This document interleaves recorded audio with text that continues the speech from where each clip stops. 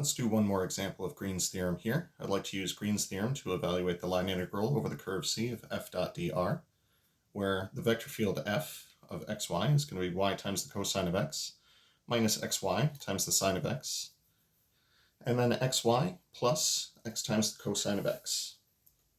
Now C is going to be the triangle that is going to join 0, 0 to 0, 4 to 2, 0 to 0, 0.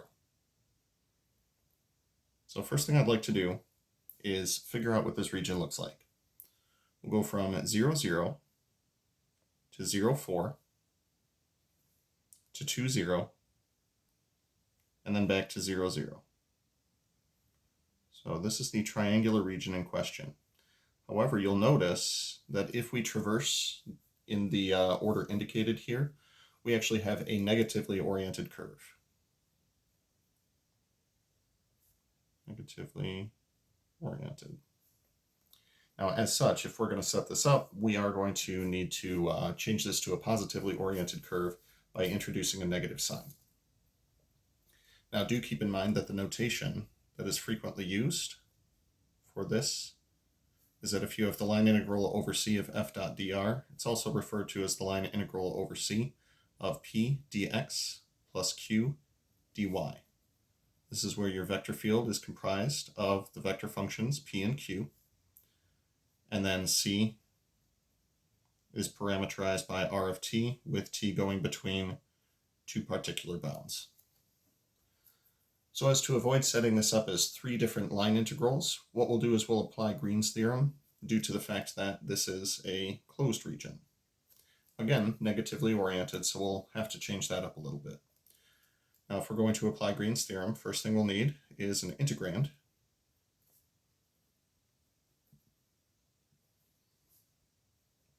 And for that, we'll need the partial derivative of q with respect to x minus the partial derivative of p with respect to y. This over here would be considered q. So partial of xy plus x times the cosine of x with respect to x minus the partial with respect to y of the first component of our vector field would be considered the partial derivative with respect to y, or excuse me, that would be considered p, and we'll differentiate that with respect to y. So y times the cosine of x minus xy times the sine of x. So taking these partial derivatives, for this first partial derivative over here, xy with respect to x would simply be y.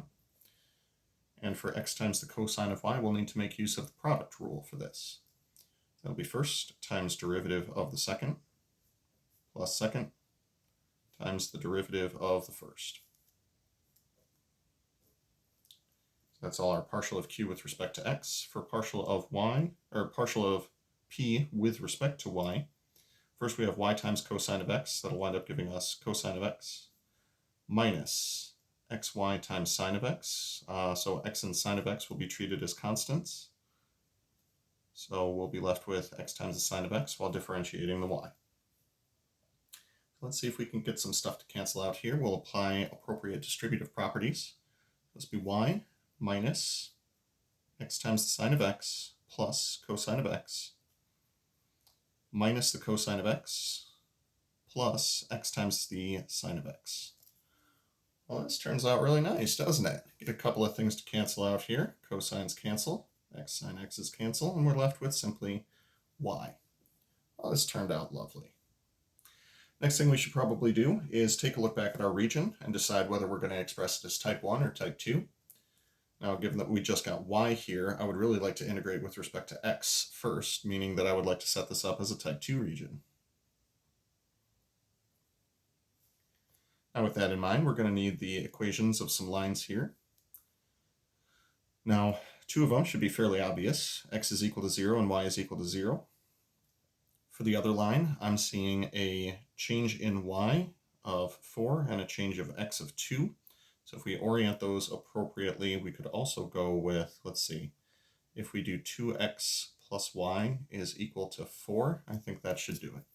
So I would have a y-intercept at 4 and an x-intercept at 2, so feeling good about that. If we want to integrate with respect to x first, that means I'm going to need to solve this for x. All of a sudden, I don't really feel like solving it for x anymore, so let's go with type 1. So we'll bound y first. So from top to bottom, y is bounded below by y equals 0. Y is bounded above by 4 minus 2x. Then x is going to be bounded between 0 and 2 for its two constants. I think we're ready to set up a double integral for Green's theorem. So line integral over the curve C of f dot dr is going to be equal to the double integral over the region D of partial of q with respect to x minus partial of p with respect to y dA. And as a quick reminder, this was a negatively oriented curve, so as soon as I turn this into a positively oriented curve, I'm going to need to introduce a minus sign. I guess technically I could probably introduce it over here as well. That would be important. Regardless, we're going to have the negative iterated integral. X will go from 0 to 2. Y will go from 0 to 4 minus 2x. And we'll be integrating what we got here, y, dy dx. Again, we went type 1 region despite the fact that we started with a type 2 region. So let's perform our first integration. Keep that negative out front. 0 to 2 of 1/2 y squared, going from lower bound 0 to upper bound 4 minus 2x. I think we're going to get some stuff, including fractions, to cancel out just fine here.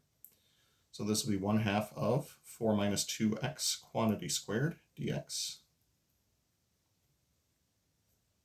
And we'll pull that negative 1/2 outside of the integral arbitrarily. Expanding this will give us 16 minus 16x plus 4x squared dx. Now let's just keep going as is.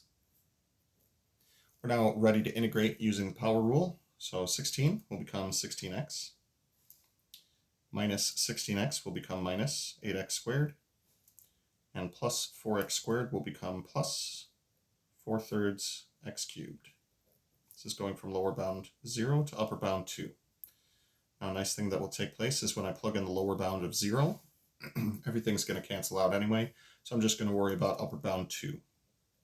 So 16 times 2 minus 8 times 2 squared plus 4/3 times 2 cubed minus a lot of 0. This is 32. This is minus 32. That's convenient.